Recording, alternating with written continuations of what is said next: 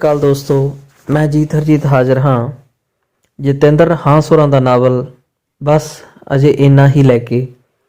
ਉਮੀਦ ਹੈ ਤੁਸੀਂ ਇਸ ਨਾਵਲ ਨੂੰ ਪਸੰਦ ਕਰੋਗੇ।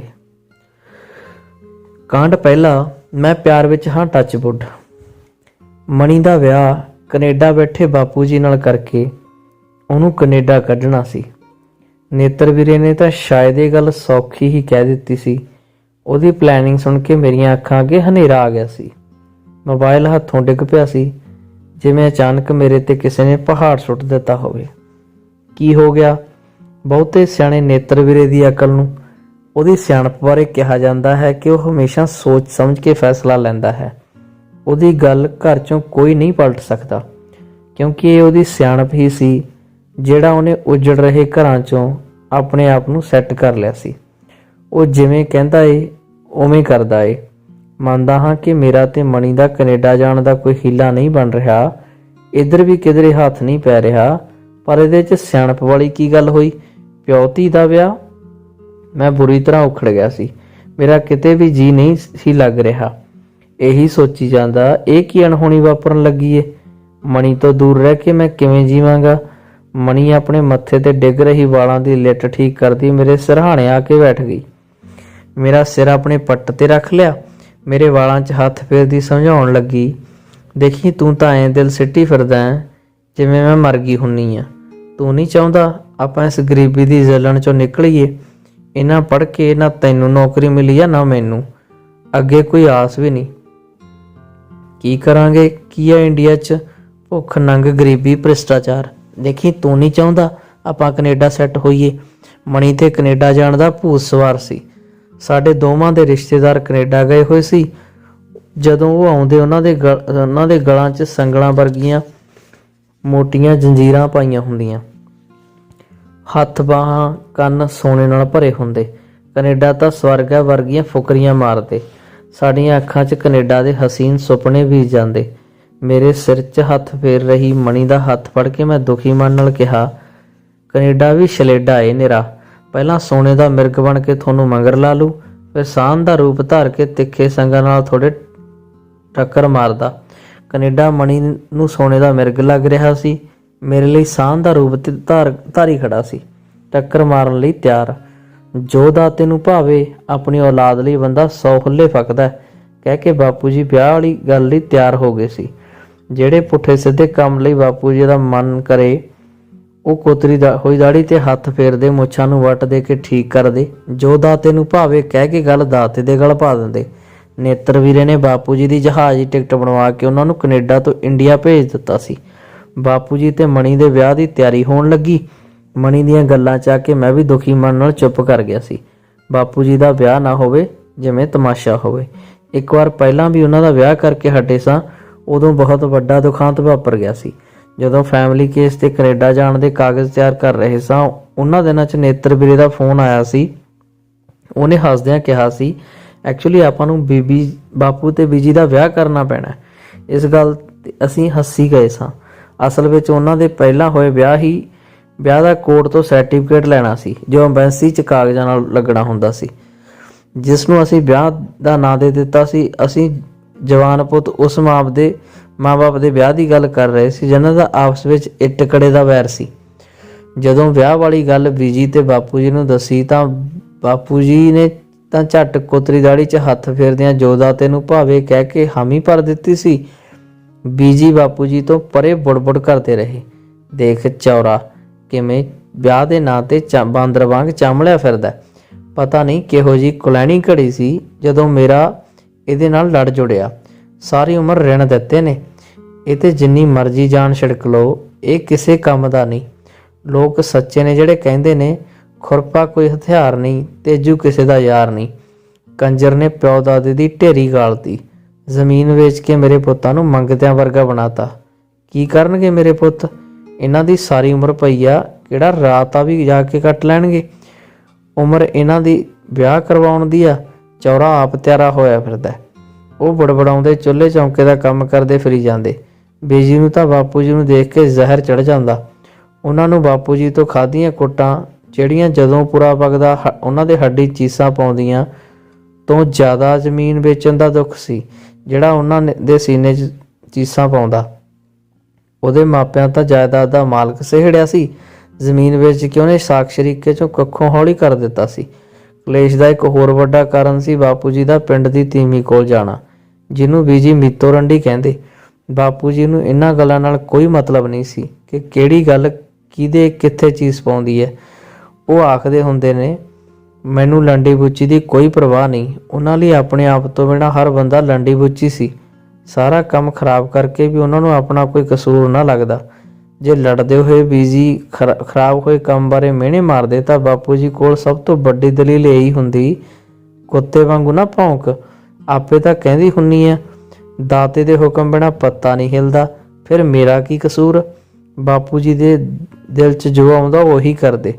ਉਹਨਾਂ ਦਾ ਦਿਲ ਹੋਰ ਬਥੇਰੇ ਕਾਸੇ ਨੂੰ ਕਰਦਾ। ਇੱਕ ਦਿਲ ਕਰਦਾ ਉਹਨਾਂ ਕੋਲ ਘੋੜੀ ਹੋਵੇ ਤੇ ਉਹਨਾਂ ਨੂੰ ਸਰਕਾਰੀ ਹੁਕਮ ਹੋਵੇ, ਸਵੇਰ ਤੋਂ ਸ਼ਾਮ ਤੱਕ ਘੋੜੀ ਫੇਰ ਕੇ ਜਿੰਨੀ ਮਰਜ਼ੀ ਜ਼ਮੀਨ ਰੋਕ ਲੈ ਤੇ ਉਹ ਘੋੜੀ ਭਜਾ ਕੇ ਆਲੇ ਦੁਆਲੇ ਦੇ 100 ਪਿੰਡਾਂ ਦੀ ਜ਼ਮੀਨ ਰੋਕ ਲਵੇ।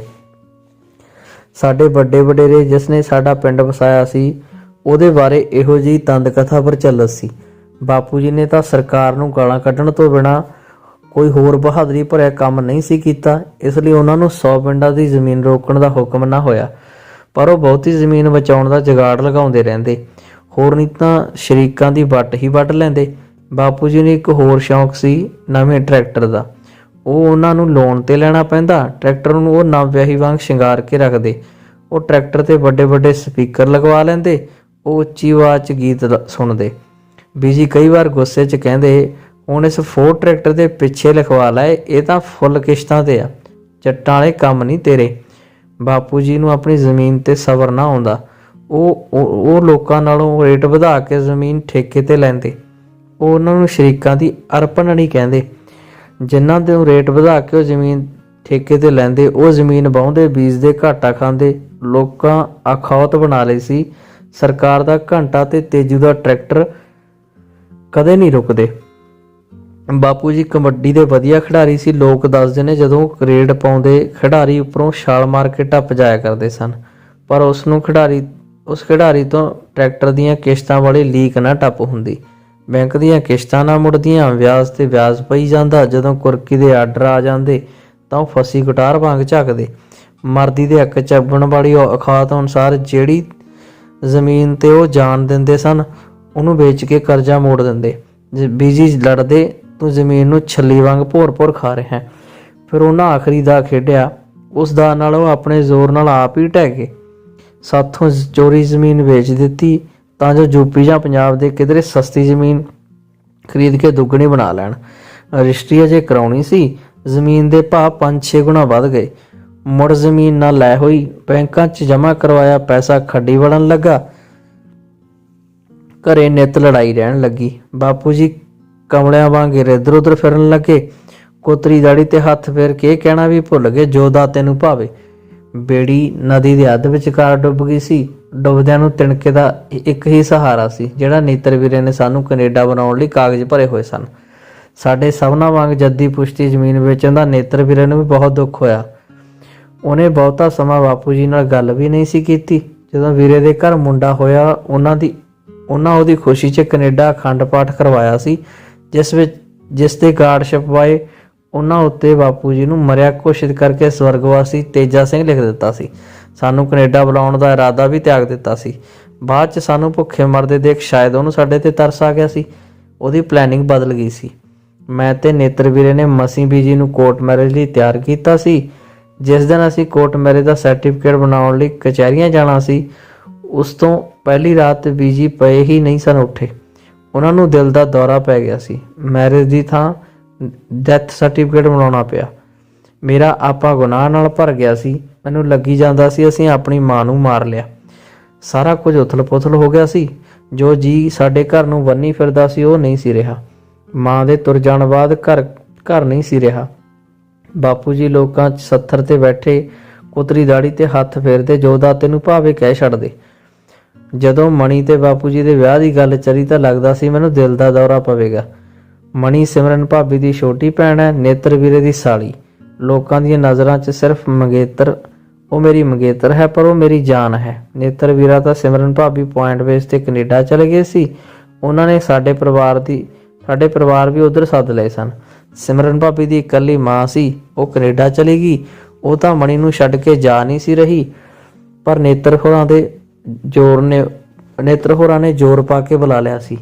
ਮਸੀਂ ਵੀਜ਼ਾ ਲੱਗਿਆ ਸੀ, ਸਾਡੇ ਪਰਿਵਾਰ 'ਚੋਂ ਬਾਪੂ ਜੀ ਚਲੇ ਗਏ ਸਨ। ਮੈਂ ਤੇ ਮਣੀ ਹੀ ਇੱਧਰ ਰਹਿ ਗਏ ਸਾਂ। ਕੈਨੇਡਾ ਦੇ ਕਾਨੂੰਨ ਅਨੁਸਾਰ ਨਾ ਤਾਂ ਸਾਡੀ ਪੜ੍ਹਾਈ ਰੈਗੂਲਰ ਸੀ, ਦੂਜਾ ਉਹ ਵੱਡੀ ਉਮਰ ਦਾ ਪੰਗਾ ਪੈ ਗਿਆ ਸੀ। ਮਣੀ ਤਾਂ ਮੇਰੇ ਨਾਲੋਂ ਵੀ 4 ਕੁ ਸਾਲ ਵੱਡੀ ਸੀ। ਬਾਹਰਲੇ ਮੁਲਕ ਜਾਣ ਦਾ ਕੀੜਾ ਉਹਦੇ ਦਿਮਾਗ 'ਚ ਬੁਰੀ ਤਰ੍ਹਾਂ ਫਸਿਆ ਹੋਇਆ ਸੀ। ਵਾਰ-ਵਾਰ ਐਲਸ ਦੇ ਪੇਪਰ ਦਿੰਦੀ ਨੇ ਕਈ ਸਾਲ ਖਰਾਬ ਕਰ ਲਏ ਸਨ।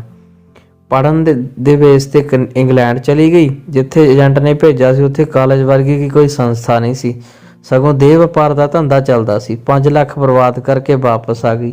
ਮਣੀ ਨੂੰ ਤਾਂ ਵਿਆਹ ਮਜ਼ਾਕ ਹੀ ਲੱਗਦਾ ਸੀ। ਉਹ ਮੈਨੂੰ ਮਖੌਲ ਕਰਦੀ ਕਹਿੰਦੀ, ਕੀ ਮਾੜਾ ਮੇਰੇ ਤੇਜਾ ਸਿਉਂ 'ਚ ਸਮਾਰਟ ਏ, ਇਹਨਾਂ ਦੀ ਸ਼ੇਵ ਕਰਵਾ ਦਈਏ ਤਾਂ ਸਨੀ ਦਿਓਲ ਵਰਗੇ ਨਿਕਲ ਆਉਣਗੇ, ਨਾਲੇ ਦਾੜੀ ਤੇ ਹੱਥ ਫੇਰਨ ਵਾਲੀ ਆਦਤ ਹਟ ਜੂ। ਮਣੀ ਤੇ ਬਾਪੂ ਜੀ ਦਾ ਵਿਆਹ ਅਸੀਂ ਲੋਕਾਂ ਤੋਂ ਚੋਰੀ ਕੀਤਾ ਸੀ। ਸਾਨੂੰ ਸਭ ਕੁਝ ਜਾਲੀ ਹੋਣ ਤੇ ਵੀ ਮੇਰਾ ਮਨ ਉਖੜ ਜਾਂਦਾ, ਜਿਵੇਂ ਕੁਝ ਗਲਤ ਹੋਇਆ ਹੋਵੇ। ਗਲਤ ਹੀ ਤਾਂ ਹੋਇਆ ਸੀ। ਸੱਚ ਦੱਸਾਂ ਤਾਂ ਮੈਨੂੰ ਉਹਨਾਂ ਤੇ ਭੋਰਾ ਭਰੋਸਾ ਨਹੀਂ ਸੀ। ਮੀਤੋ ਨਾਲ ਬਾਪੂ ਜੀ ਦੇ ਸੰਬੰਧਾਂ ਤੋਂ ਇਲਾਵਾ ਹੋਰ ਵੀ ਕਈ ਗੱਲਾਂ ਮੈਂ ਲੋਕਾਂ ਤੋਂ ਉਹਨਾਂ ਬਾਰੇ ਸੁਣੀਆਂ ਸੀ। ਦੇਖਣ ਨੂੰ ਵੀ ਉਹ ਮੇਰੇ ਵੱਡੇ ਭਰਾ ਲੱਗਦੇ। ਕੋਰਟ ਮੈਰਿਜ ਤੋਂ ਬਾਅਦ ਮਣੀ ਨੇ ਘਰ ਆ ਕੇ ਮੈਨੂੰ ਜੱਫੀ ਪਾ ਕੇ ਕਿਹਾ, ਮੈਂ ਇਸ ਇੰਡੀਆ ਦੇ ਨਰਕ 'ਚ ਨਹੀਂ ਰਹਿ ਸਕਦੀ ਸੀ। ਇੱਥੇ ਤਾਂ ਬੰਦਾ ਆਪਣੀ ਮਰਜ਼ੀ ਨਾਲ ਸਾਹ ਵੀ ਨਹੀਂ ਲੈ ਸਕਦਾ। ਉਹ ਵਾਲਾਂ ਦੀ ਲਿੱਟ ਸੰਵਾਰਦੀ ਬੋਲੀ, I am in love, Canada ਜਾ ਕੇ ਨਵੀਂ ਦੁਨੀਆ ਵਸਾਵਾਂਗੇ, ਟੱਚਵੁੱਡ। ਉਹਨੇ ਮੇਰਾ ਮੱਥਾ ਚੁੰਮ ਲਿਆ। ਜਦੋਂ ਮਣੀ ਤੇ ਬਾਪੂ ਜੀ ਨੂੰ ਏਅਰਪੋਰਟ 'ਤੇ ਜਹਾਜ਼ ਚੜ੍ਹਾਉਣ ਗਿਆ ਤਾਂ ਮੇਰੀ ਹਾਲਤ ਮੈਂ ਹੀ ਜਾਣਦਾ। ਰੋਕਦਿਆਂ ਹੰਝੂ ਡਿੱਗ ਪਏ ਸੀ। ਮੈਂ ਕਿਹਾ, ਤੇਰੇ ਬਿਨਾਂ ਕਿਵੇਂ ਜੀਊਂਗਾ। ਉਹਨੇ ਹੱਸਦੀ ਨੇ ਮੇਰੇ ਹੰਝੂ ਸਾਫ਼ ਕੀਤੇ। ਐਦਾਂ ਨਹੀਂ ਮਰਨ ਦਿੰਦੀ, ਪਰ ਮਣੀ ਨਹੀਂ ਜਾਣਦੀ ਐਦਾਂ ਮਰ ਕੇ ਜਿਉਣਾ ਕਿਹੜਾ ਘੱਟ ਔਖਾ। ਮਣੀ ਤੇ ਬਾਪੂ ਜੀ ਰੇੜੀਆਂ ਜਿਹੀਆਂ ਤੇ ਅਟੈਚੀ ਲੱਦੀ ਅੰਦਰ ਜਾ ਰਹੇ ਸੀ। ਮੇਰੀ ਛਾਤੀ ਤੇ ਸੱਪ ਲੇਟ ਰਹੇ ਸੀ। ਮੇਰਾ ਦਿਲ ਕਰੇ ਮਣੀ ਮੁੜ ਕੇ ਦੇਖੇ, ਹੱਥ ਹਿਲਾਵੇ, ਪਰ ਉਹ ਆਪਣੀ ਮਸਤੀ 'ਚ ਅੰਦਰ ਜਾ ਵੜੀ। ਇੱਕ ਦਿਲ ਕਰੇ ਉਹਨੂੰ ਹਾਕ ਮਾਰ ਲਵਾਂ, ਪਰ ਕਹਿੰਦੇ ਨੇ ਪਿੱਛੋਂ ਹਾਕ ਨਹੀਂ ਮਾਰੀ ਦੀ। ਜਹਾਜ਼ ਜਾਣ ਤੋਂ ਬਾਅਦ ਵੀ ਬਹੁਤ ਚਿਰ ਉੱਥੇ ਹੀ ਬੈਠਾ ਰਿਹਾ, ਜਿਵੇਂ ਮੇਰੇ ਸਾਣ ਹੀ ਮਾਰੇ ਗਏ ਸੀ। ਮਣੀ ਦਾ ਬਾਪੂ ਜੀ ਨਾਲ ਕੈਨੇਡਾ ਜਾਣ ਵਾਲੀ ਗੱਲ ਸਾਡੇ ਪਿੰਡ 'ਚ ਉੱਡ ਗਈ। ਜਦੋਂ ਮੈਂ ਪਿੰਡ ਵਿੱਚੋਂ ਲੰਘਦਾ ਤਾਂ ਮੈਨੂੰ ਲੋਕ ਮੇਰੇ ਵੱਲ ਭੇਦ ਭਰੇ ਢੰਗ ਨਾਲ ਦੇਖ ਰਹੇ ਹੋਣ। ਲੋਕ ਮੈਨੂੰ ਦੇਖ ਕੇ ਹੱਸਦੇ, ਜਦੋਂ ਮੈਂ ਕੋਲੋਂ ਲੰਘਦਾ ਤਾਂ ਚੁੱਪ ਹੋ ਜਾਂਦੇ। ਇੱਕ ਦਿਨ ਸੱਥ ਕੋਲੋਂ ਲੰਘ ਰਿਹਾ ਸੀ, ਕਿਸੇ ਨੇ ਮੈਨੂੰ ਸੁਣਾ ਕੇ ਕਿਹਾ ਸੀ, ਪਿਓ ਪੁੱਤ ਇੱਕ ਥਾਂ ਖੇਡਦੇ ਨੇ। ਫਿਰ ਜਲਦਾ ਹਾਸਾ ਮੇਰੇ ਕੰਨਾਂ 'ਚ ਪਿਆ ਸੀ। ਜੀ ਕੀਤਾ ਕਿਸੇ ਦਾ ਕਤਲ ਕਰ ਦੇਵਾਂ। ਕਿੰਨੀ ਗੰਦੀ ਸੋਚ ਹੈ ਹਰਾਮੀਆਂ ਦੀ, ਪਰ ਇਹ ਸੋਚ ਕੇ ਚੁੱਪ ਕਰ ਗਿਆ। ਕਿਹਦਾ ਕਤਲ ਕਰੂੰਗਾ, ਕਿਹਦੀ ਜੀ ਫੜੂੰਗਾ। ਇਹ ਜੀ ਨਾ ਲੱਗਣਾ ਵੀ ਬਹੁਤ ਭੈੜੀ ਬਿਮਾਰੀ ਹੈ, ਬਸ ਆ ਕੇ ਦਬੋਚ ਲੈਂਦੀ ਹੈ। ਇਸ ਬਿਮਾਰੀ ਦੇ ਥੋੜ੍ਹੇ ਬਹੁਤੇ ਲੱਛਣ ਤਾਂ ਪਹਿਲਾਂ ਵੀ ਸੀ, ਪਰ ਬਹੁਤੀ ਉਦੋਂ ਹੋਣ ਲੱਗੀ ਜਦੋਂ ਤੋਂ ਮਣੀ ਦੇ ਪਿਆਰ 'ਚ ਫਸਿਆ ਹਾਂ। ਇੱਥੇ ਫਸਿਆ ਸ਼ਬਦ ਠੀਕ ਨਹੀਂ ਲੱਗਦਾ, ਪਰ ਕੋਈ ਹੋਰ ਸ਼ਬਦ ਔੜਦਾ ਨਹੀਂ। ਮਣੀ ਤੋਂ ਬਿਨਾਂ ਭਰੀ ਭਰਾਈ ਦੁਨੀਆ ਸੁੰਨੀ ਲੱਗਦੀ ਹੈ। ਕਈ ਦਿਨਾਂ ਤੋਂ ਮਣੀ ਨੂੰ ਫੋਨ ਕਰ ਹਾਰ ਗਿਆ। ਉਹਨੇ ਮੇਰੇ ਨਾਲ ਗੱਲ ਨਹੀਂ ਕੀਤੀ, ਨਾ ਮਿਸ ਕਾਲ ਦੇਖ ਕੇ ਫੋਨ ਕੀਤਾ। ਉਹਦੀ ਚਿੰਤਾ ਹੋ ਰਹੀ ਹੈ। ਖੈਰ ਸੁੱਖ ਹੋਵੇ, ਬਗਾਨੇ ਦੇਸ਼ ਬੈਠੀ ਹੈ। ਮਣੀ ਤੇ ਗੁੱਸਾ ਆਉਂਦਾ, ਕਿਤੇ ਬਦਲ ਤਾਂ ਨਹੀਂ ਗਈ। ਕਹਿੰਦੇ ਨੇ ਕੈਨੇਡਾ ਵਰਗੇ ਠੰਡੇ ਦੇਸ਼ 'ਚ ਜਾ ਕੇ ਲੋਕਾਂ ਦਾ ਰੰਗ ਚਿੱਟਾ ਹੋ ਜਾਂਦਾ, ਕਿਤੇ ਖੂਨ ਵੀ ਤਾਂ ਨਹੀਂ ਚਿੱਟਾ ਹੋ ਗਿਆ। ਪਹਿਲਾਂ ਵੀ ਇੱਕ ਵਾਰ ਉਹਨੇ ਮੇਰੇ ਨਾਲ ਇਸ ਤਰ੍ਹਾਂ ਕੀਤਾ ਸੀ। ਮੈਂ ਫੋਨ ਕਰ ਥੱਕ ਗਿਆ ਸੀ। ਫਿਰ ਜਦੋਂ ਸਾਡੀ ਗੱਲ ਹੋਈ ਤਾਂ ਮੈਂ ਗੁੱਸੇ 'ਚ ਧਮਕੀ ਦਿੱਤੀ, ਹੁਣ ਮੈਂ ਕਦੀ ਫੋਨ ਨਹੀਂ ਕਰਨਾ, ਤੁਸੀਂ ਗੱਲ ਹੀ ਨਹੀਂ ਕਰਦੇ। ਮਣੀ ਨੇ ਕੋਈ ਸਫਾਈ ਨਹੀਂ ਸੀ ਦਿੱਤੀ। ਉਹਨੇ ਫੋਨ ਕਿਉਂ ਨਹੀਂ ਸੁਣਿਆ। ਉਹ ਆਪਣੀ ਟੱਲੀ ਵਾਂਗ ਟਣਕਦੀ ਆਵਾਜ਼ ਵਿੱਚ ਬੋਲੀ, ਦੇਖੀ ਕੀ ਤੁਸੀਂ ਕਰੀ ਜਾਂਦੇ ਹੋ। ਮੈਂ 20 ਵਾਰ ਕਿਹਾ ਮੈਨੂੰ ਮੇਰੀ ਜਾਨ ਕਿਹਾ ਕਰੋ। ਦੂਜੀ ਗੱਲ, ਮੈਂ ਫੋਨ ਸੁਣਾ ਜਾਂ ਨਾ ਸੁਣਾ, ਤੂੰ ਮੈਨੂੰ ਫੋਨ ਕਰਨਾ ਹੀ ਕਰਨਾ ਤੇ ਹਰ ਰੋਜ਼ ਕਰਨਾ। ਉਹ ਲੜਨ ਵਾਲੀ ਹੋ ਗਈ। ਉਹਦੀ ਲੜਾਈ 'ਚ ਕਿੰਨਾ ਆਪਣਾਪਨ ਸੀ ਮੈਂ ਹੀ ਜਾਣਦਾ। ਮਣੀ ਬਹੁਤੀ ਸੋਹਣੀ ਨਹੀਂ ਸੀ, ਪਰ ਉਸ ਵਿੱਚ ਉਹ ਗੱਲ ਹੈ ਜੋ ਕਿਸੇ ਹੋਰ ਕੁੜੀ ਵਿੱਚ ਨਹੀਂ ਹੋ ਸਕਦੀ। ਖੈਮੈਪਲ ਕਰਨਾ ਕੋਈ ਉਹ ਤੋਂ ਸਿੱਖੇ। ਖੈਮੈਪਲ ਸ਼ਬਦ ਮੈਂ ਮਣੀ ਤੋਂ ਹੀ ਸੁਣਿਆ ਹੈ। शायद उसने ही घड़िया है। कोई हरकत ਜਾਂ ਗੱਲ ਕਰਕੇ ਦੂਜੇ ਦਾ ਧਿਆਨ ਖਿੱਚਣ ਨੂੰ ਖਮੈਪਲ ਕਹਿੰਦੀ। ਕਦੀ ਮੈਨੂੰ ਲੱਗਦਾ ਇਹ ਸ਼ਬਦ ਦਾ ਸੰਬੰਧ ਮੋਰ ਦੇ ਪਹਿਲ ਪਾਉਣ ਨਾਲ ਜੁੜ ਜਾਂਦਾ ਹੋਵੇਗਾ, ਜਿਵੇਂ ਉਹ ਪਹਿਲ ਪਾ ਕੇ ਮੋਰਨੀ ਦਾ ਧਿਆਨ ਖਿੱਚਦਾ ਹੈ। ਸ਼ੁਰੂ ਵਿੱਚ ਮੇਰੀ ਮਣੀ ਵਿੱਚ ਕੋਈ ਦਿਲਚਸਪੀ ਨਹੀਂ ਸੀ। ਦੋਵਾਂ ਦੇ ਪਰਿਵਾਰਾਂ ਨੇ ਜਾਂ ਕਹਿ ਲਵੋ ਨੇਤਰ ਵੀਰੇ ਨੇ ਸਾਡਾ ਪੱਕ ਠੱਕ ਕਰ ਦਿੱਤਾ ਸੀ। ਹੋ ਤਾਂ ਵਿਆਹ ਹੀ ਜਾਣਾ ਸੀ, ਪਰ ਨੇਤਰੇ ਵੀਰੇ ਨੂੰ ਸਾਡਾ ਕੈਨੇਡਾ ਬਣਾਉਣ ਦਾ ਜੁਗਾੜ ਲਗਾ ਰਿਹਾ ਸੀ। ਬੀਜੀ ਇਸ ਰਿਸ਼ਤੇ ਲਈ ਰਾਜੀ ਨਹੀਂ ਸਨ।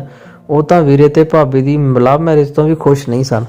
ਉਹਨਾਂ ਦੀ ਰਾਏ ਇਹਨਾਂ ਦੇ ਪਰਿਵਾਰਾਂ ਬਾਰੇ ਚੰਗੀ ਨਹੀਂ ਸੀ, ਪਰ ਬੀਜੀ ਦੇ ਨੇਤਰ ਵੀਰੇ ਅੱਗੇ ਇੱਕ ਨਾ ਚੱਲੀ। ਜ਼ਮੀਨ ਨਾ ਹੋਣ ਕਰਕੇ ਮੇਰਾ ਰਿਸ਼ਤਾ ਕਿਧਰੇ ਹੋਰ ਹੋ ਜਾਣ ਦੀ ਆਸ ਵੀ ਨਹੀਂ ਸੀ। ਬਾਪੂ ਜੀ ਨੇ ਜਮਾਂ ਖਾਕੀ ਨੰਗ ਬਣਾ ਦਿੱਤੇ ਸਾਂ। ਜਦੋਂ ਦੋਵੇਂ ਪਰਿਵਾਰ ਕੈਨੇਡਾ ਚਲੇ ਗਏ ਤਾਂ ਮਣੀ ਸਾਡੇ ਪਿੰਡ ਆ ਕੇ ਰਹਿਣ ਲੱਗੀ। ਫਿਰ ਬਾਪੂ ਜੀ ਨਾਲ ਵਿਆਹ ਕਰਵਾ ਕੇ ਚਲੇ ਜਾਣ ਤੱਕ ਉਹ ਇੱਥੇ ਹੀ ਸੀ।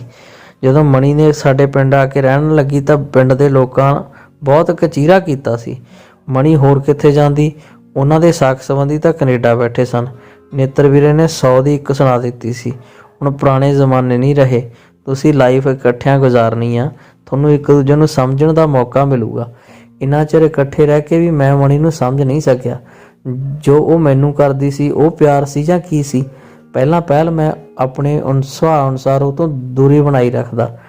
ਬਹੁਤ ਹੀ ਦਬੂ ਕਿਸਮ ਦੇ ਮਾਹੌਲ 'ਚ ਪੜਿਆ ਸਾਂ। ਘਰੇ ਬਾਪੂ ਜੀ ਤੇ ਬੀਜੀ ਦੀ ਤਾਨਾਸ਼ਾਹੀ ਸੀ। ਅਸੀਂ ਸਾਹ ਵੀ ਉੱਚਾ ਨਹੀਂ ਸੀ ਲੈ ਸਕਦੇ ਸਾਂ। ਬਿਨਾਂ ਗੱਲ ਤੋਂ ਸਾਡੀ ਘੂਰ ਘੱਪ ਹੁੰਦੀ ਰਹਿੰਦੀ ਸੀ। ਬਾਪੂ ਜੀ ਦੇ ਸਾਹਮਣੇ ਤਾਂ ਗੱਲ ਵੀ ਨਹੀਂ ਕਰ ਸਕਦੇ ਸਾਂ। ਨੇਤਰ ਵੀਰਾ ਤਾਂ ਉਹਨਾਂ ਤੋਂ ਦੂਰ ਕੈਨੇਡਾ ਚਲਾ ਜਾਣ ਕਰਕੇ ਸਿਆਣਾ ਗਿਣਿਆ ਜਾਣ ਲੱਗ ਪਿਆ ਸੀ। ਕੁੜੀਆਂ ਕਤਰੀਆਂ ਧੀਆਂ ਭੈਣਾਂ ਹੁੰਦੀਆਂ ਨੇ। ਬੀਜੀ ਦੀ ਇਹ ਸਿੱਖਿਆ ਮੇਰੇ ਮਨ 'ਚ ਡੂੰਘਾ ਘਰ ਕਰੀ ਬੈਠੀ ਸੀ। ਮਣੀ ਮੰਗੇਤਰ ਹੋ ਕੇ ਵੀ ਧੀ ਭੈਣ ਲੱਗੀ ਜਾਂਦੀ। ਮਣੀ ਦੇ ਨਖਰੇ ਵੱਖਰੇ ਸੀ। ਜਦੋਂ ਖਮੈਪਲ ਕਰਦੀ ਤੁਰਦੀ ਤਾਂ ਲੱਗਦਾ ਜਿਵੇਂ ਸੁੰਦਰਤਾ ਮੁਕਾਬਲੇ 'ਚ ਹਿੱਸਾ ਲੈਣ ਲਈ ਰੈਂਪ 'ਤੇ ਤੁਰ ਰਹੀ ਹੋਵੇ। ਜਦੋਂ ਉਹ ਮੇਰਾ ਨਾਂ ਲੈ ਕੇ ਬੁਲਾਉਂਦੀ, ਜ਼ਿੰਦ ਸ਼ਬਦ ਨੂੰ ਲਮਕਾ ਕੇ ਰਾਰਾ ਬੋਲਦੀ ਤਾਂ ਲੱਗਣ ਲਾ ਦਿੰਦੀ ਮੈਂ ਹੀ ਉਹਦੀ ਜਿੰਦ ਜਾਨ ਹਾਂ। ਉਹਦੇ ਵਾਲਾਂ ਦੀ ਇੱਕ ਲਿੱਟ ਉਹਦੇ ਵਾਂਗ ਬਹੁਤ ਜ਼ਿੱਦੀ ਸੀ। ਮਣੀ ਉਹਨੂੰ ਸਾਂਭਦੀ, ਉਹ ਫਿਰ ਉਹਦੇ ਮੱਥੇ ਤੇ ਡਿੱਗ ਕੇ ਉਹਨੂੰ ਹੋਰ ਪਿਆਰਾ ਲੱਗਣ ਲਾ ਦਿੰਦੀ। ਉਹ ਲਿੱਟ ਨੂੰ ਮੱਥੇ ਤੋਂ ਚੁੱਕਣੋਂ ਨਾ ਹਟਦੀ, ਲਿੱਟ ਡਿੱਗਣੋਂ ਨਾ ਹਟਦੀ। ਉਹਦਾ ਇਹ ਖਮੈਪਲ ਸਾਹਮਣੇ ਵਾਲੇ ਦੀ ਛਾਤੀ ਤੇ ਸੱਪ ਲੇਟਣ ਲਾ ਦਿੰਦਾ। ਕਈ ਵਾਰ ਉਹ ਚੁੰਨੀ ਠੀਕ ਕਰਦੀ ਹੋਈ ਇਸ ਤਰ੍ਹਾਂ ਮੇਰੇ ਕੋਲ ਆ ਕੇ ਬੈਠ ਜਾਂਦੀ, ਜਿਹੜੇ ਅੰਗ ਉਹਨੂੰ ਸੋਹਣੀ ਬਣਾਉਂਦੇ। ਮੈਨੂੰ ਲੱਗਦਾ ਸੀ ਕਿ ਉਹ ਬਾਕੀ ਔਰਤਾਂ ਤੋਂ ਵੱਖਰੇ ਨੇ। ਪਤਾ ਨਾ ਲੱਗਦਾ ਮੈਨੂੰ ਦਿਖਾ ਰਹੀ ਹੈ ਜਾਂ ਮੇਰੇ ਕੋਲ ਲੁਕਾ ਰਹੀ ਹੈ। ਉਹਦਾ ਖਮੈਪਲ ਮੈਨੂੰ ਪਾਣੀ ਕਰ ਦਿੰਦਾ। ਇੱਕ ਦਿਨ ਮੈਂ ਕਹਿ ਦਿੱਤਾ, ਦੇਖੋ ਜੀ, ਕਿਆ ਉਹਦੇ ਕੋਲ ਅੱਗ ਨਾ ਲੈ ਕੇ ਆਇਆ ਕਰੋ। ਆਪਾਂ ਹੈਗੇ ਆ ਜੱਤੀ ਸਤੀ ਤੇ ਬਲਾਤਕਾਰੀ ਇੱਕੋ ਜਿਹੇ ਹੁੰਦੇ ਨੇ। ਉਹ ਵਾਲਾਂ ਦੀ ਲਿੱਟ ਸਾਂਭਦੀ ਮੁਸਕਰਾਈ ਸੀ। ਮੈਂ ਉਸ ਨੂੰ ਮੂੰਹ ਫੱਟ ਵੱਲ ਦੇਖਣ ਲੱਗਾ। ਜੱਤੀ ਪੂਜਣਯੋਗ ਹੁੰਦਾ, ਬਲਾਤਕਾਰੀ ਘਿਰਨਾਯੋਗ। ਦੋਵੇਂ ਇੱਕੋ ਜਿਹੇ ਕਿਵੇਂ ਹੋਏ? ਬਹੁਤਾ ਪੂਜਣਯੋਗ ਨਾ ਬਣ। ਅੱਛਾ, ਬਲਾਤਕਾਰੀ ਕਿਸੇ ਦੂਜੇ ਨਾਲ ਧੱਕਾ ਕਰਦਾ, ਜੱਤੀ ਆਪਣੇ ਆਪ ਨਾਲ। ਮਣੀ ਦੇ ਮੱਥੇ ਤੇ ਲਿੱਟ ਡਿੱਗੀ ਸੀ ਜੋ ਉਹਨੂੰ ਹੋਰ ਪਿਆਰਾ ਬਣਾਉਂਦੀ ਸੀ। ਉਹਦੀ ਗੱਲ ਨੇ ਮੇਰੇ ਦਿਮਾਗ ਦਾ ਬੰਦ ਦਰਵਾਜ਼ਾ ਖੋਲ੍ਹ ਦਿੱਤਾ ਸੀ। ਮਣੀ ਦੇ ਪ੍ਰੇਮ ਪ੍ਰਸੰਗ ਬਾਰੇ ਪਤਾ ਹੋਣ ਤੇ ਵੀ ਮੇਰਾ ਉਸ ਨਾਲ ਲਗਾਓ ਜਿਹਾ ਵੱਧਦਾ ਜਾ ਰਿਹਾ ਸੀ। ਇੱਕ ਪ੍ਰੇਮ ਬਾਰੇ ਤਾਂ ਉਹਨੇ ਆਪ ਹੀ ਦੱਸਿਆ ਸੀ। ਕੈਨੇਡਾ ਤੋਂ ਆਇਆ ਅਧਖੜ ਜਿਹੇ ਮੁੰਡੇ ਨਾਲ ਮੈਨੂੰ ਅਟਰੈਕਸ਼ਨ ਜਿਹੀ ਹੋ ਗਈ। ਕੈਨੇਡਾ ਜਾ ਕੇ ਉਹ ਬੇਵਫਾ ਹੋ ਗਿਆ, ਮੈਨੂੰ ਲੁੱਟ ਕੇ ਧਰ ਗਿਆ। ਮੈਂ ਵੀ ਮਨ 'ਚ ਧਾਰ ਲਿਆ, ਭਾਵੇਂ ਕੁਝ ਵੀ ਹੋਵੇ ਮੈਂ ਉਹਨੂੰ ਕੈਨੇਡਾ ਜਾ ਕੇ ਦਿਖਾਊਂ। ਲੁੱਟ ਕੇ ਧਰ ਗਿਆ ਸ਼ਬਦ ਮੈਂ ਵੱਖ-ਵੱਖ ਅਰਥ ਕੱਢਦਾ ਰਹਿੰਦਾ। ਪਤਾ ਨਹੀਂ ਉਹ ਕਿਵੇਂ ਲੁੱਟ ਗਿਆ ਹੋਣਾ। ਕਦੀ ਮੈਨੂੰ ਪੁੱਛਦੀ, ਦੇਖੀ ਮੈਂ ਤਾਂ ਦੱਸ ਦਿੱਤਾ, ਤੂੰ ਵੀ ਦੱਸ ਤੇਰੀ ਕਿਸ ਕੁੜੀ ਨਾਲ ਗੱਲ ਏ। ਮੈਨੂੰ ਉਹਦੇ ਇਸ ਤਰ੍ਹਾਂ ਦੇ ਸਵਾਲ ਤੇ ਸੰਗ ਆਉਂਦੀ। ਮੈਂ ਨਾ ਸਿਰ ਮਾਰਦਾ ਮੁਸਕਰਾਉਂਦਾ। ਪੱਕੀ ਹੋਊ, ਜਦ ਕਾਲਜ ਪੜ੍ਹਦਾ ਸੀ, ਪੱਕੀ ਹੋਊ। ਉਹ ਮੇਰਾ ਖਹਿੜਾ ਨਾ ਛੱਡਦੀ। ਮੈਨੂੰ ਇੰਨੀ ਅਕਲ ਕਿੱਥੇ? ਮੈਂ ਆਖਦਾ, ਮੇਰੀ ਸ਼ਰਮਾਊ ਜਾਨ ਕਹਿ ਕੇ ਉਹ ਮੇਰੀ ਗੱਲ ਤੇ ਚੁੰਡੀ ਭਰ ਲੈਂਦੀ। ਉਹ ਜਿਵੇਂ ਕਹਿ ਰਹੀ ਹੋਵੇ, ਹੁਣ ਕਿਹੜਾ ਬਹੁਤਾ ਸਿਆਣਾ ਹੋ ਗਿਆ। ਕਦੀ ਮਣੀ ਆਖਦੀ, ਦੇਖੀ ਮੈਂ ਤਾਂ ਪਿਆਰ ਦੀ ਭੁੱਖੀ ਆ, ਮੈਨੂੰ ਸੱਚਾ ਪਿਆਰ ਕਰੀ। ਕਦੀ ਕਹਿੰਦੀ, ਦੇਖੀ ਆਪਣੇ ਕਿੰਨੇ ਬੱਚੇ ਹੋਣਗੇ।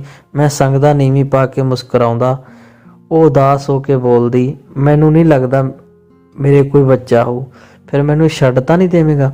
ਮੇਰੇ ਨਾਲ ਘਰ ਵਸਾਉਣ ਵਾਲੀ ਤੇ ਸਾਡੇ ਬੱਚਿਆਂ ਬਾਰੇ ਸੋਚਣ ਵਾਲੀ ਛੱਡਣ ਤੋਂ ਡਰਨ ਵਾਲੀ ਸਮਝ ਨਹੀਂ ਆਉਂਦਾ ਮੇਰੇ ਨਾਲ ਫ਼ੋਨ ਤੇ ਗੱਲ ਕਿਉਂ ਨਹੀਂ ਕਰ ਰਹੀ। ਘਰ 'ਚ ਜਿੱਧਰ ਵੀ ਨਜ਼ਰ ਮਾਰਦਾ ਉਜਾੜ ਲੱਗਦਾ। ਕਦੀ ਮਣੀ ਇਸ ਘਰ ਨੂੰ ਭਾਗ ਲਾਉਂਦੀ ਖਮੈਪਲ ਕਰਦੀ ਫਿਰਦੀ ਹੁੰਦੀ ਸੀ, ਕਦੀ ਇਸ ਘਰ ਦਾ ਵਿਹੜਾ ਟਰੈਕਟਰ ਟਰਾਲੀ ਹਲ ਸੁਹਾਗੇ ਆਦਿ ਖੇਤੀ ਦੇ ਸੰਦਾਂ ਨਾਲ ਭਰਿਆ ਹੁੰਦਾ ਸੀ। ਖੁਰਲੀਆਂ ਤੇ ਮੱਝਾਂ ਖੜੀਆਂ ਹੁੰਦੀਆਂ ਸਨ, ਜਿਵੇਂ ਉਹ ਘਰ ਦੇ ਜੀ ਹੋਣ ਤੇ ਹੁਣ ਸਾਰਾ ਘਰ ਭਾਂ ਕਰ ਰਿਹਾ ਲੱਗਦਾ। ਇਸ ਸਨਾਟੇ ਨੇ ਮੈਨੂੰ ਖਾ ਜਾਣਾ। ਮੈਂ ਸਿੱਟਾ ਕੱਢਿਆ, ਘਰ ਪੈਸੇ ਨਾਲ ਹੀ ਨਹੀਂ ਹੁੰਦੇ ਜਿਵੇਂ ਅਸੀਂ ਭੱਜੇ ਫਿਰਦੇ ਹਾਂ, ਜੀਆਂ ਨਾਲ ਹੁੰਦੇ ਨੇ। ਕਦੀ ਇਸ ਘਰ ਦਾ ਵਿਹੜਾ ਵਿੱਚ ਬੀਜੀ ਕੰਮ ਕਰਦੀ ਬਾਪੂ ਜੀ ਨੂੰ ਬੁਰਾ ਭਰਾ ਬੋਲਦੀ ਫਿਰਦੀ ਰਹਿੰਦੀ। ਜੇ ਉਹਨੂੰ ਮਣੀ ਦੇ ਨਾਲ ਮੇਰੇ ਨਾਲ ਗੱਲ ਕਰਨ ਬਾਰੇ ਪਤਾ ਲੱਗਦਾ ਤਾਂ ਉਹਨਾਂ ਨੇ ਕਹਿਣਾ ਚੰਗਾ ਹੋਇਆ ਲੜ ਛੁੱਟਿਆ। ਸਮਝ ਨਹੀਂ ਆਉਂਦੀ ਉਖੜਿਆ ਮਨ ਠੀਕ ਕਰਨ ਲਈ ਕਿੱਧਰ ਜਾਵਾਂ।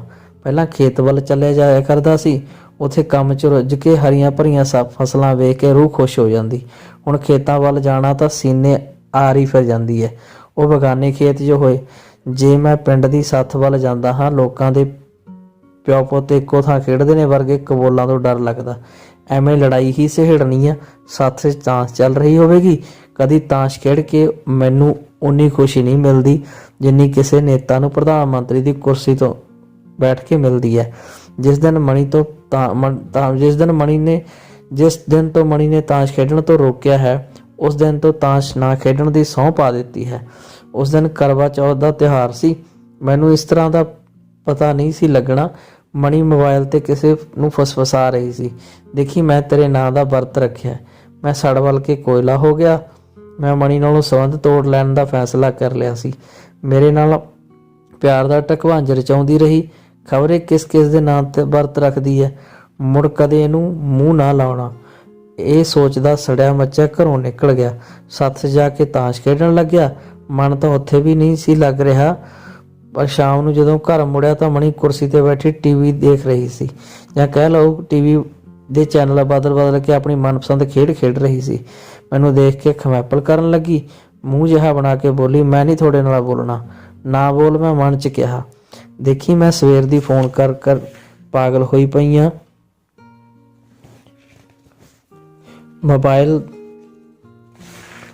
ਮੋਬਾਈਲ ਦੀ ਸੁੱਚ ਆਫ ਕੀਤੀ ਹੋਈ ਸੀ ਜਨਾਬ ਨੇ। ਬਸ ਮੈਂ ਤਾਂ ਤੁਹਾਡੇ ਨਾਲ ਰੁੱਸੀ ਹੋਈ ਆ। ਕਿੱਥੇ ਸੀ ਤੁਸੀਂ? ਰੁੱਸ ਕੇ ਜ਼ਿਆਦਾ ਪਿਆਰ ਜਤਾਉਂਦਾ। ਮੈਂ ਤੁਹਾਡੇ ਨਾਲ ਬੋਲਣਾ ਕਹਿ ਕੇ ਜ਼ਿਆਦਾ ਗੱਲਾਂ ਕਰੀ ਜਾਣੀਆਂ ਕੋਈ ਮਣੀ ਤੋਂ ਸਿੱਖੇ। ਦਿਲ ਤਾਂ ਕਰਦਾ ਸੀ ਉਹਦੀ ਕਿਸੇ ਗੱਲ ਦਾ ਜਵਾਬ ਨਾ ਦੇਵਾਂ, ਪਰ ਮੈਥੋਂ ਰੁੱਖੀ ਜਿਹੀ ਆਵਾਜ਼ 'ਚ ਕਿਹਾ ਗਿਆ, ਤਾਸ਼ ਖੇਡਦਾ ਸੀ। ਇਹ ਤਾਸ਼ ਮੇਰੀ ਸੌਕਣ ਬਣ ਗਈ। ਦੇਖੀ, ਮੈਨੂੰ ਵੀ ਭੁੱਲ ਗਿਆ। ਮਣੀ ਦੀਆਂ ਵੱਡੀਆਂ ਅੱਖਾਂ ਝਪਕੀਆਂ। ਪਿਆਰ ਨਾਲ ਮੇਰੇ ਹੱਥ ਫੜ ਲਿਆ। ਉਹਦੇ ਮੱਥੇ ਤੇ ਵਾਲਾਂ ਦੀ ਲਿੱਟ ਖੇਡ ਰਹੀ ਸੀ। ਪਤਾ ਹੀ ਨਹੀਂ ਮੇਰਾ ਗੁੱਸਾ ਕਿਹੜੇ ਵੇਲੇ ਸ਼ੁਭ ਮੰਤਰ ਹੋ ਗਿਆ। ਤੈਨੂੰ ਸਹੁੰ ਲੱਗੇ ਜੇ ਮੁੜ ਤਾਸ਼ ਖੇਡੇ, ਕਹਿੰਦਿਆਂ ਉਹਨੇ ਗਰਮ ਹੱਥਾਂ ਨਾਲ ਮੇਰਾ ਹੱਥ ਘੁੱਟ ਕੇ ਮੈਨੂੰ ਮੋਮ ਵਾਂਗ ਪਿਘਲਾ ਦਿੱਤਾ ਸੀ। ਸਹੁੰ ਲੱਗੇ ਜੇ ਮੁੜ ਤਾਸ਼ ਨੂੰ ਹੱਥ ਲਾਵਾਂ। ਮੈਂ ਭਾਵੁਕ ਤਾਂ ਬਸ ਕਹਿ ਦਿੱਤਾ। ਉਹ ਹੱਸਦੀ ਬੋਲੀ, ਦੋਵੇਂ ਕੰਨ ਫੜ ਕੇ ਸਹੁੰ ਖਾ। ਕੰਨ ਫੜ ਕੇ ਤਾਂ ਮਾਫੀ ਮੰਗੀ ਦੀ ਹੈ। ਚੰਗਾ ਬਾਬਾ, ਆਹ ਫੜੇ ਦੋਵੇਂ ਕੰਨ। ਮੈਂ ਉਹਦੇ ਕੰਨ ਫੜ ਲਏ। ਅਸੀਂ ਹੱਸੀ ਗਏ।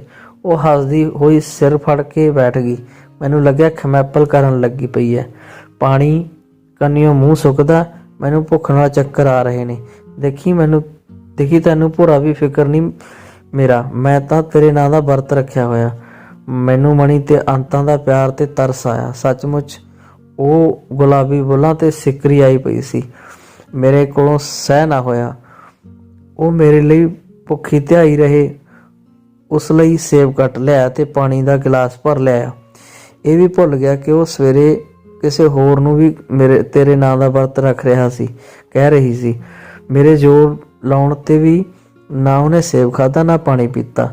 ਖਾ ਲੈ, ਮੈਂ ਕਿਸੇ ਨੂੰ ਦੱਸਦਾ ਨਹੀਂ। ਸਹੁੰ ਲੱਗੇ, ਨਾਲੇ ਕੁਆਰੀਆਂ ਵਰਤ ਨਹੀਂ ਰੱਖਦੀਆਂ। ਮੈਂ ਤਰਲਾ ਲਿਆ ਸੀ। ਉਹ ਭੇਦ ਭਰੇ ਢੰਗ ਨਾਲ ਮੁਸਕਰਾਈ, ਲਿੱਟ ਸੰਭਾਲਦੀ, ਅੱਖਾਂ ਝਪਕਦਿਆਂ ਬੋਲੀ, ਟੱਚ ਜਿੰਦਰ, ਤੂੰ ਸੱਚੀ ਇੰਨਾ ਪਿਆਰ ਕਰਦਾ? ਮੈਂ ਕੀ ਬੋਲਦਾ? ਸ਼ਰਮਾਉਂਦਿਆਂ ਸਿਰ ਹਿਲਾ ਕੇ ਨੀਵੀਂ ਪਾ ਲਈ। ਉਹ ਮੇਰੇ ਮੂੰਹ ਦੇ ਨੇੜੇ ਮੂੰਹ ਲੈ ਆਈ। ਮੇਰੀਆਂ ਅੱਖਾਂ 'ਚ ਟਿਕਟਿਕੀ ਲਾ ਕੇ ਦੇਖਦੀ ਰਹੀ, ਜਿਵੇਂ ਮੇਰੇ ਤੇ ਕੋਈ ਜਾਦੂ ਕਰ ਦਿੱਤਾ ਹੋਵੇ। ਫਿਰ ਖਿੜਖੜਾ ਕੇ ਹੱਸ ਪਈ। ਲੈ, ਰੱਜ ਵੀ ਆ ਗਿਆ ਤੇ ਵਰਤ ਵੀ ਨਹੀਂ ਟੁੱਟਿਆ। ਮੈਂ ਸੁੰਨ ਹੋ ਗਿਆ। ਕੁੜੀਆਂ ਕਤਰੀਆਂ ਧੀਆਂ ਭੈਣਾਂ ਹੁੰਦੀਆਂ ਵਾਲੀ ਗੱਲ ਤੋਂ ਬਿਨਾਂ ਪਿਆਰ ਬੜਾ ਪਵਿੱਤਰ ਰਿਸ਼ਤਾ ਹੁੰਦਾ ਹੈ। ਉਸ ਵਿੱਚ ਸਰੀਰ ਦੀ ਛੂਹ ਵੀ ਸ਼ਾਮਲ ਨਹੀਂ ਸੀ। ਸ਼ਾਮਲ ਨਹੀਂ ਹੁੰਦੀ। ਇਸ ਗੱਲ ਮੇਰੇ ਦਿਮਾਗ 'ਚ ਭਾਰੀ ਪਈ ਸੀ। ਮਣੀ ਨੇ ਸੁੱਤੀ ਕਲਾ ਜਗਾ ਦਿੱਤੀ ਸੀ। ਮੈਂ ਜ਼ਿਆਦਾ ਬਣ ਸੰਭਰ ਕੇ ਰਹਿਣ ਲੱਗਾ। ਮਣੀ ਤੋਂ ਚੋਰੀ ਉਹਦੇ ਮੂੰਹ ਤੇ ਲਾਉਣ ਵਾਲੀ ਕਰੀਮ ਆਪਣੇ ਮੂੰਹ ਤੇ ਲਾਉਂਦਾ। ਯਾਰਾਂ ਦੋਸਤਾਂ ਮਨਜੀਤ ਹੋਰਾਂ 'ਚ ਬੈਠੇ ਨੂੰ ਮਣੀ ਦੀ ਗੱਲ ਯਾਦ ਆ ਗਈ। ਮੁਸਕਰਾਉਣ ਲੱਗਾ। ਕੀ ਹੋਇਆ? ਉਹ ਪੁੱਛਦੇ। ਮੇਰਾ ਦਿਲ ਕਰਦਾ ਸਭ ਕੁਝ ਦੱਸ ਦੇਵਾਂ, ਪਰ ਕੁਝ ਨਾ ਦੱਸਦਾ, ਬਸ ਮੁਸਕਰਾਉਂਦਾ ਰਹਿੰਦਾ। ਉਹ ਜਿਵੇਂ ਜਣੀ ਜਾਣ ਸਨ। ਮਨਜੀਤ ਮਖੌਲ ਕਰਦਾ, ਸਾਨੂੰ ਪਤਾ ਹੈ ਹੁਣ ਘੱਟ ਫੁੱਲਾਂ ਤੇ ਖੇਡਦੀ ਹੈ, ਦੁੱਧ ਦੀ ਰਾਖੀ ਬਿਠਾਤਾ ਵੇਲਾ, ਤੇ ਹੁਣ ਮਣੀ ਕੈਨੇਡਾ ਜਾ ਕੇ ਸਭ ਕੁਝ ਭੁੱਲ ਗਈ। ਇਸੇ ਗੱਲ ਨੇ ਮੈਨੂੰ ਤੋੜ ਕੇ ਰੱਖ ਦਿੱਤਾ। ਮੈਂ ਮੰਜੇ ਤੋਂ ਇਸ ਤਰ੍ਹਾਂ ਉੱਠਿਆ ਜਿਵੇਂ ਲੰਮੀ ਬਿਮਾਰੀ ਤੋਂ ਉੱਠਿਆ ਹੋਵਾਂ। ਕਦੀ ਮੈਨੂੰ ਲੱਗਦਾ ਹੁਣੇ ਮਣੀ ਦਾ ਫੋਨ ਆਵੇਗਾ ਜਾਂ ਉਹ ਮੇਰਾ ਫੋਨ ਸੁਣੇਗੀ। ਉੱਧਰੋਂ ਮਿੱਠੀ ਜਿਹੀ ਆਵਾਜ਼ ਆਵੇਗੀ, ਜਿੰਦਰ। ਪਰ ਉੱਧਰੋਂ ਮਸ਼ੀਨ ਬੋਲੀ ਜਾਂਦੀ। ਜਦੋਂ ਮਣੀ ਨਾਲ ਆਖਰੀ ਵਾਰ ਗੱਲ ਹੋਈ ਸੀ, ਉਹ ਨੇਤਰ ਵੀਰੇ ਤੇ ਸਿਮਰਨ ਭਾਬੀ ਨਾਲ ਗੁੱਸੇ ਗਿਲੇ ਦੀਆਂ ਗੱਲਾਂ ਦੱਸ ਰਹੀ ਸੀ। ਕਹਿ ਰਹੀ ਸੀ ਉਹ ਉਹਦੇ ਤੇ ਦਬਾਅ ਪਾ ਰਹੇ ਨੇ। ਕੀ ਦਬਾਅ ਪਾ ਰਹੇ ਨੇ ਉਹਨੇ ਨਹੀਂ ਦੱਸਿਆ। ਉਹਨੇ ਗੁੱਸੇ 'ਚ ਕਿਹਾ, ਨੇਤਰ ਵੀਰੇ ਦੀਆਂ ਕਮੀਨੀਆਂ ਹਰਕਤਾਂ ਮੈਨੂੰ ਪਸੰਦ ਨਹੀਂ। ਮੈਨੂੰ ਨੇਤਰ ਵੀਰੇ ਤੇ ਗੁੱਸਾ ਆਇਆ। ਭਰਾ ਸ਼ਰੀਕ ਬਣ ਗਿਆ। ਜਦੋਂ ਕੈਨੇਡਾ ਤੇ ਨੇਤਰ ਵੀਰੇ ਦਾ ਫੋਨ ਆਇਆ, ਉਹਦੀ ਆਵਾਜ਼ ਬਦਲੀ ਲੱਗੀ। ਉਹ ਸੁੱਖ ਸਾਂਦ ਦੱਸ ਕੇ ਕਿਹਾ, ਰਜਿੰਦਰ, ਐਕਚੁਅਲੀ ਜਿਹੜਾ ਤੈਨੂੰ ਮਣੀ ਨਾਲ ਕੈਨੇਡਾ ਦਾ ਕੱਢਣ ਦਾ ਪਲਾਨ ਬਣਾਇਆ ਸੀ, ਉਹ ਹੁਣ ਬਦਲਣਾ ਪਿਆ, ਪਰ ਤੂੰ ਫਿਕਰ ਨਾ ਕਰੀ। ਜਦੋਂ ਉਹਨੇ ਇਹ ਗੱਲ ਕਹੀ ਤਾਂ ਮੈਨੂੰ ਲੱਗਿਆ ਜ਼ਰੂਰ ਫਿਕਰ ਵਾਲੀ ਗੱਲ ਹੈ। ਇੰਡੀਆ ਤੂੰ ਕੀ ਕਰੇਂਗਾ? ਸਰਕਾਰੀ ਨੌਕਰੀ ਮਿਲਦੀ ਨਹੀਂ, ਦਿਹਾੜੀ ਦੱਪਾ ਕਰਨ ਜੋਗਾ ਤੂੰ ਹੈ ਨਹੀਂ। ਮੈਂ ਪੈਸੇ ਭੇਜਦਾ, ਇੱਕ ਏਜੰਟ ਨਾਲ ਗੱਲ ਕੀਤੀ ਹੈ, ਤੂੰ ਅਜੇ ਇੰਗਲੈਂਡ ਜਾਂ ਜਰਮਨ ਚਲੇ ਜਾ, ਫਿਰ ਕੋਈ ਜੁਗਾੜ ਲੜਾਉਣੀ ਹੈ ਤੈਨੂੰ ਕੈਨੇਡਾ ਕੱਢਣ ਦਾ। ਵੀਰੇ, ਮੈਨੂੰ ਇਹ ਤਸੀਹੇ ਨਾ ਦੇਵੋ, ਮੈਂ ਮਣੀ ਬਿਨਾਂ ਜਿਉ ਨਹੀਂ ਸਕਦਾ, ਜਾਂ ਉਹਨੂੰ ਇੰਡੀਆ ਭੇਜ ਦਿਓ। ਇਹ ਸ਼ਬਦ ਮੇਰੇ ਸੰਗ 'ਚ ਅੜ ਗਏ ਸੀ। ਵੀਰੇ ਮਣੀ, ਮੈਂ ਇੰਨਾ ਹੀ ਕਹਿ ਸਕਿਆ ਸਾਂ। ਨੇਤਰ ਵੀਰੇ ਨੇ ਗਾਲ ਕੱਢ ਕੇ ਕਿਹਾ, ਉਹਦਾ ਨਾਂ ਨਾ ਲੈ। ਐਕਚੁਅਲੀ ਉਹਨੂੰ ਕੁੱਤੀ ਨੂੰ ਕੈਨੇਡਾ ਦੀ ਹਵਾ ਲੱਗ ਗਈ, ਬਸ ਆਪਣੇ ਲਈ ਉਹ ਮਰ ਗਈ। ਨੇਤਰ ਉਸ ਬੰਦੇ ਨੂੰ ਮਰਿਆ ਘੋਸ਼ਿਤ ਕਰ ਦਿੰਦਾ ਜਿਹੜਾ ਉਸਦੀ ਪਲੈਨਿੰਗ ਅਨੁਸਾਰ ਨਹੀਂ ਚੱਲਦਾ। ਮੈਂ ਵੀਰੇ ਨੂੰ ਕਿਵੇਂ ਸਮਝਾਵਾਂ ਕਿ ਮਣੀ ਮੇਰੀ ਜਾਨ ਏ? ਨੇਤਰ ਗੁੱਸੇ 'ਚ ਬੋਲੀ ਜਾ ਰਿਹਾ ਸੀ। ਜੇ ਤੈਨੂੰ ਉਹਦੀਆਂ ਕੁੱਤੀ ਦੀਆਂ ਕਰਤੂਤਾਂ ਦੱਸ ਦਿੱਤੀਆਂ, ਤੂੰ ਉਹਨੂੰ ਵੱਢਣ ਨੂੰ ਫਿਰੇਂਗਾ। ਉਹ ਸਭ ਨਾਲ ਲੜ ਕੇ ਘਰ ਛੱਡ ਕੇ ਚਲੀ ਗਈ। ਇਹ ਆਪਣਾ ਬੁੜਾ ਉਹਦੀ ਹਾਂ 'ਚ ਹਾਂ ਬੁਲਾਉਣ ਲੱਗ ਪਿਆ। ਐਕਚੁਅਲੀ ਇਹ ਦੇਸ਼ ਹੀ ਇਹੋ ਜਿਹਾ, ਇੱਥੇ ਕਿਸੇ ਨੂੰ ਕੁਝ ਵੀ ਨਹੀਂ ਕਹਿ ਸਕਦੇ। ਇੰਡੀਆ ਹੁੰਦੀ ਤਾਂ ਟੁਕੜੇ ਕਰ ਦਿੰਦਾ। ਉਹਨੇ ਤਾਂ ਆਪਣੀ ਮਾਂ ਭੈਣ ਦੀ ਨਹੀਂ ਮੰਨੀ। ਦੱਸ ਤੇਰੀ ਕਿਵੇਂ ਹੋ ਜੂ? ਚੰਗਾ ਹੋਇਆ ਪਹਿਲਾਂ ਹੀ ਖਹਿੜਾ ਛੁੱਟ ਗਿਆ। ਮੈਨੂੰ ਨੇਤਰ ਵੀਰੇ ਦੀਆਂ ਗੱਲਾਂ 'ਤੇ ਯਕੀਨ ਨਹੀਂ ਆਉਂਦਾ। ਮੇਰੀ ਮਣੀ ਅਜਿਹੀ ਨਹੀਂ ਹੋ ਸਕਦੀ। ਧੰਨਵਾਦ ਦੋਸਤੋ। ਅਗਲਾ ਕਾਂਡ ਨੰਬਰ 2 ਹਾਰ ਲੈ ਕੇ ਹਾਜ਼ਰ ਹੋਵਾਂਗੇ। ਤਦ ਤੱਕ ਲਈ ਪਿਆਰ ਭਰੀ ਸਤਿ ਸ਼੍ਰੀ ਅਕਾਲ।